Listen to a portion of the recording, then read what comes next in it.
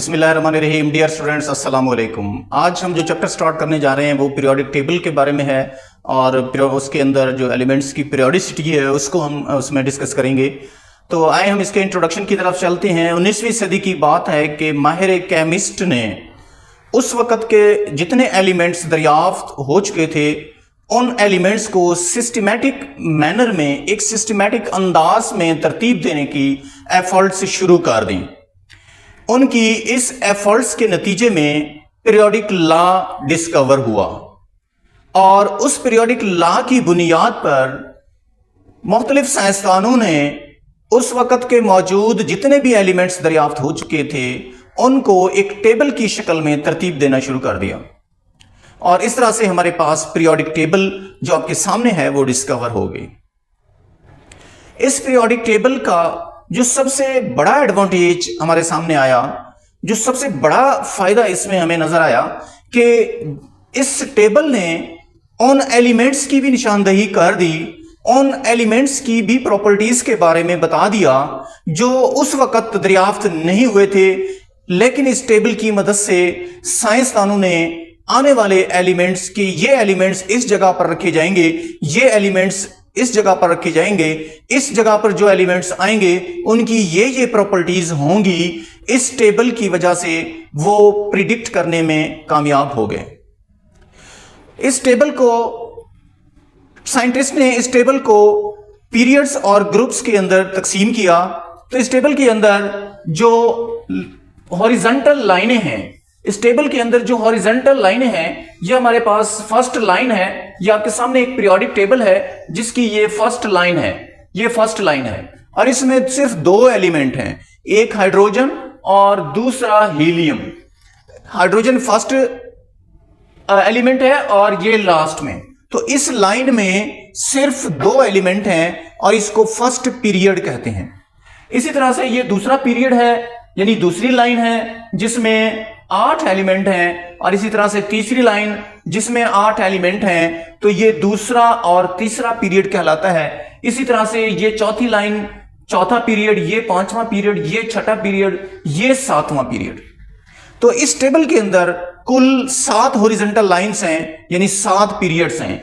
ये जो नीचे वाले एलिमेंट्स हैं इनको एक अलग से तरतीब दिया गया। इनका नाम लेंथेनाइड सीरीज और एक्टिनाइड सीरीज रखा गया। लेंथेनाइड ये फर्स्ट एलिमेंट है तो इस सीरीज को लेंथेनाइड, और इस सीरीज में एक्टिनाइड फर्स्ट एलिमेंट है तो इसको एक्टिनाइड सीरीज का नाम दिया गया। इस तरह से 7 पीरियड्स इस टेबल के अंदर मौजूद हैं।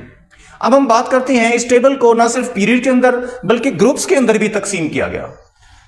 जिस तरह से हमारे पास ये फर्स्ट ग्रुप है, इस फर्स्ट ग्रुप में एक जैसी प्रॉपर्टीज वाले एलिमेंट्स को रखा गया है। तो इसका टेबल का एक ये भी फायदा हुआ, इससे पहले एक एक एलिमेंट की प्रॉपर्टीज को स्टडी किया जा रहा था, तो इस टेबल की मदद से हम पूरे ग्रुप की खसूसियात को जानकर उसमें मौजूद तमाम एलिमेंट्स की खसूसियात के बारे में अंदाजा लगा सकते हैं।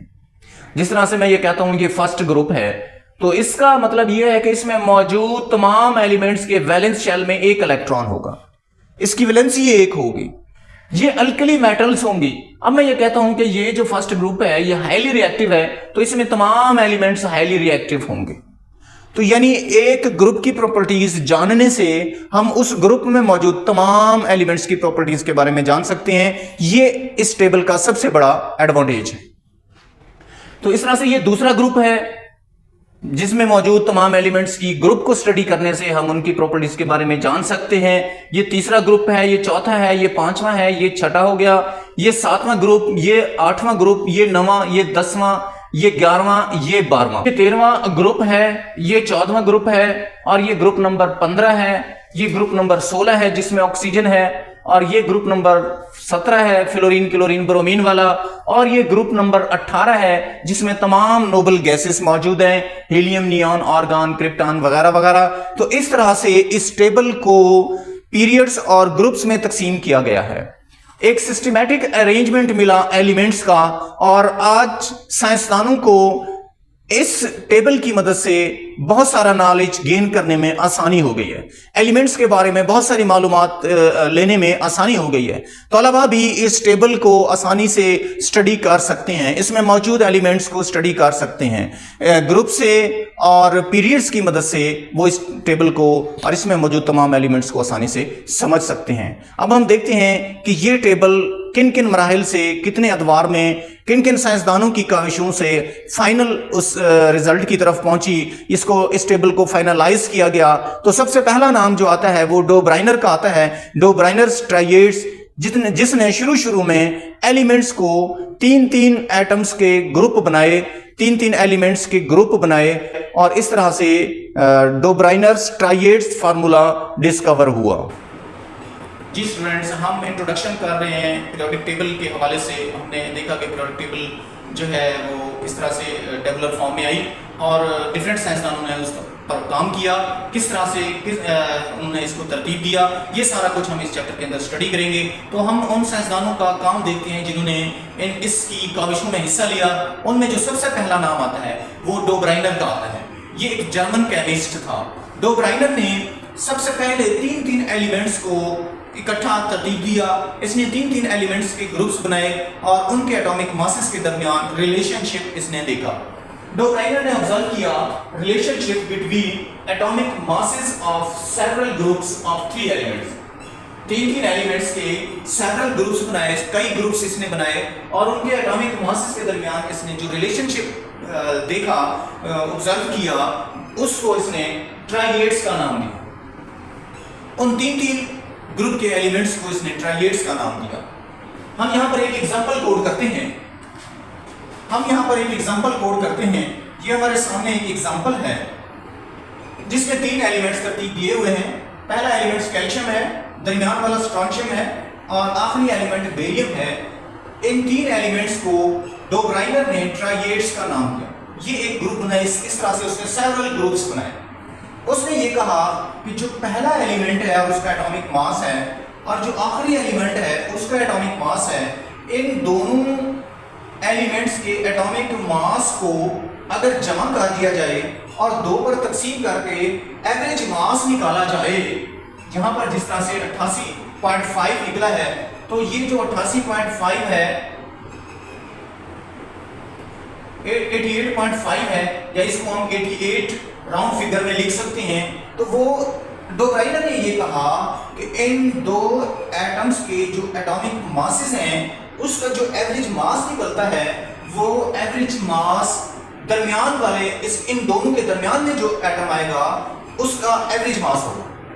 इन दोनों के दरमियान में जो एटम आएगा वो उसका एवरेज मास के बराबर होगा। तो यहाँ पर स्ट्रोंशियम दरमियान में आ रहा है और उसका एवरेज मास 88 है। तो इस तरह से ये 3-3 एलिमेंट्स के ग्रुप बनाने में कामयाब हो गया।